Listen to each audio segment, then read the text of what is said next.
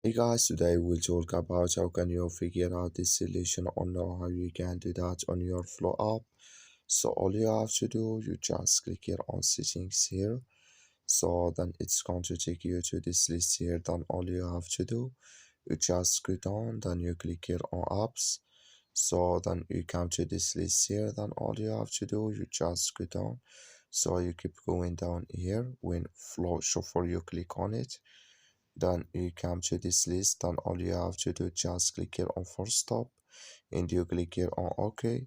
So then you go down, you click here on storage, then you come to storage list, you click here on clear cache. Then all you have to do now, you just go to your Play Store. So you click on your Play Store here, then you search for Flow app. It's going to show for you like this.